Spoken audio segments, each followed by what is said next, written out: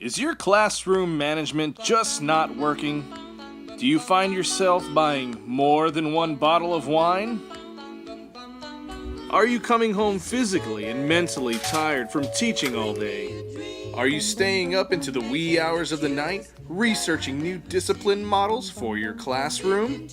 Trying to stay awake in front of that computer screen? Is the best part of your day sitting alone, eating ice cream, and wallowing in self-pity? That's just sad. But don't you pout. Have we got the discipline model for you? Introducing Discipline Model Self-Control by me, Thomas Gordon. You may remember me from such work as Parent Effectiveness Training, a tested new way to raise responsible children, Teacher Effectiveness Training, or my founding organization, Gordon Training International, and of course, my 1989 book, Discipline That Works, promoting self-discipline in children. This is like a lot of information. Is there any way you could, just tell me what the self-control discipline model is all about? I'd love to explain it. Just sit back, relax, and let's obtain some knowledge. Problem ownership is best clarified using this, a behavior window. In this window, the teacher visualizes the student's behavior and then indicates who is going to own the problem. Is it a problem in which a student owns? Is there no problem to be owned?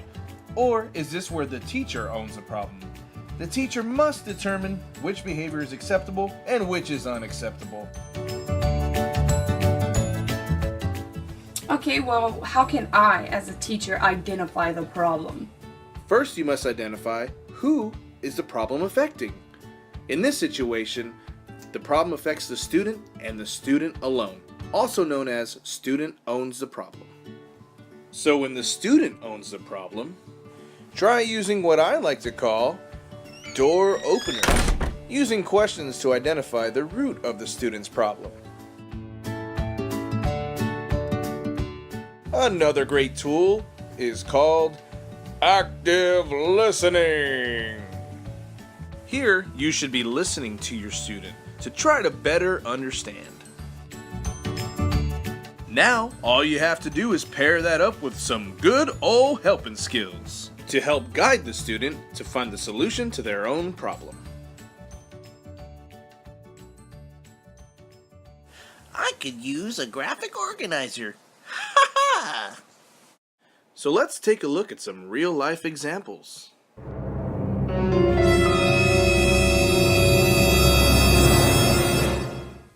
Bethany, let me have your phone. You shouldn't be on your phone. I'm just trying to find out I said where let me have it. How do you think this situation should have been handled? Oh. Have it. I don't want to hear it. You can pick it up. After Yikes, school. let's try that again.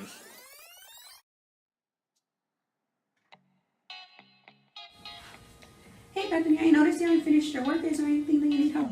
See how she uses that door opener? trying to find a ride home after school. I just needed to finish this text. And look at the teacher using her active listening.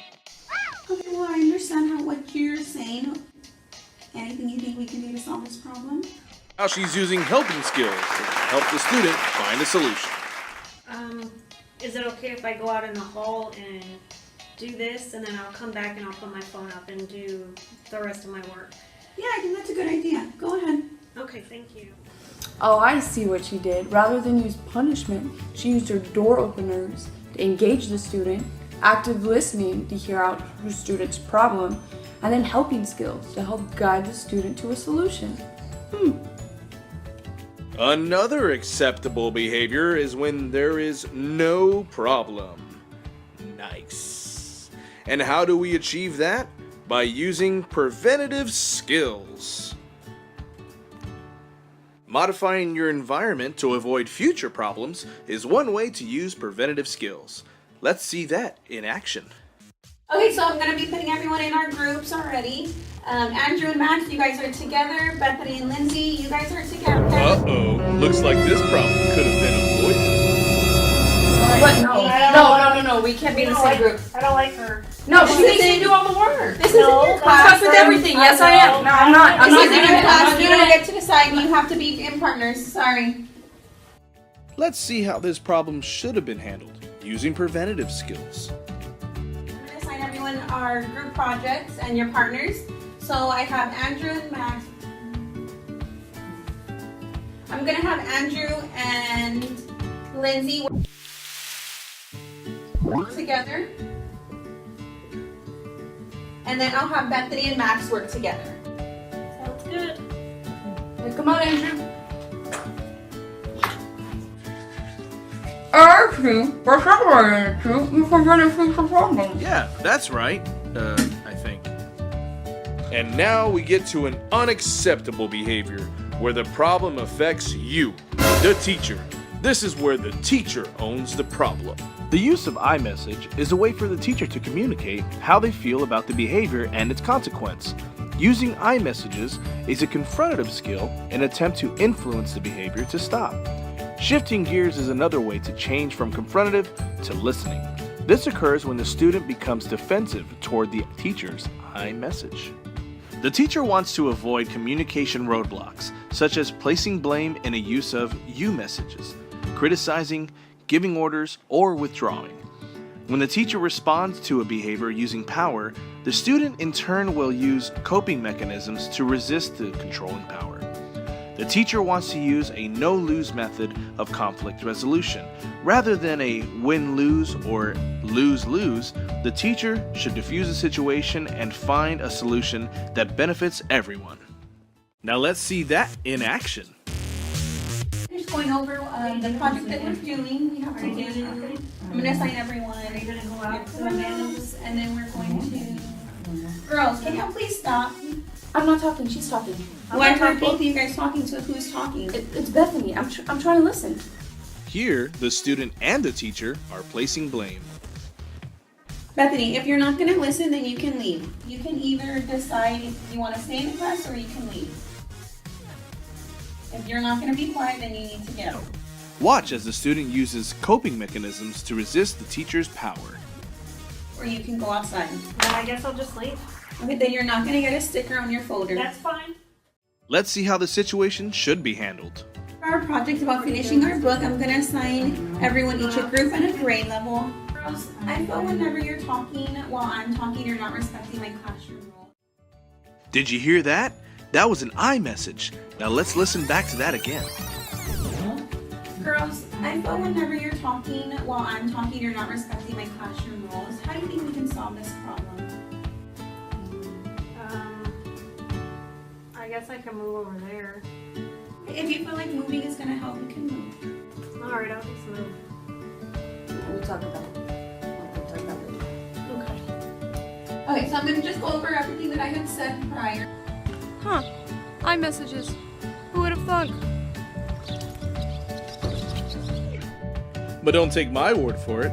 Here are some real people using the self-control model. Hi, I'm Jacqueline, and I've been using Thomas Gordon's self-control discipline model in my classroom, and it has worked wonders. My students no longer need me to help them solve their problems because they're able to solve them all on their own. Thomas Gordon's model has helped my students become self-reliant, responsible, and independent. I would highly encourage all teachers to start using his model in their classroom. Oh, hi. I like to use the self-control discipline model in my classroom. And the reason why is because it gives me the opportunity to have my students be more in control of classroom management. When there is a problem that affects me as a teacher, I like to modify the environment and use my confrontive skills to help. This is one of my students, and I try to avoid communication roadblocks, but that's not always so easy to do. I feel that in my classroom, using rewards is often challenging, because then the student focuses more on the reward and not the actual learning. I feel that punishments will also often create a negative environment for my students. That is why I like to use the self-control discipline model, because it allows my students to participate in classroom management. See, in my classroom, it's not about the winners and losers or lose-lose situation. No. In my classroom, it's about a win-win situation. Everyone is a winner. I was a tattletale until my teacher taught me Thomas Gordon's self-control discipline model. Now I solve my own problem without my teacher. Thanks, Thomas Gordon. What's up? So it's my 7th year in 5th grade. It's been a rough 7 years, but this year, however, my teacher is doing a different self-discipline model, which she's telling us. I don't know what that's about, but it's been doing really good because I don't feel like pressured by getting disciplined as much anymore. It kind of sucks though, because when I did good stuff, I got lollipops, but when I did bad stuff, I got timeout, and I don't like timeout. I'm like 17 already, and I'm still getting timeout, but you know. But A+ from this student. Not that I get A+, but I got a B. So that's good. But you know, I feel like that A+ really comes because I'm now participating more in the classroom management, you know, in the way the classroom flows, and I feel more involved with the teacher's way of dealing with situations. But I gotta go. I may not get lollipops in class, but I get one on the bus, so gotta go. You know what? I actually used that self-control discipline model. I implemented it today in my classroom, and I found it's very useful. Like, I don't feel so tired now or mentally drained from the day. My classroom management has improved. Now I have all this extra time. I wonder what Josh is doing. Hey man, what are you doing? Call today to get control of your classroom by using the self-control discipline model. By me, Thomas Gordon. That number to call is 1-800-555-DISCIPLINE. Start now.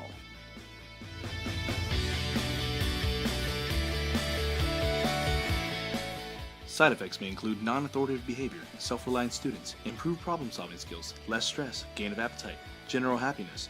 You do not need to consult your district to start using the self-control discipline model. Start today and let go of controlling power and say yes to self-control discipline.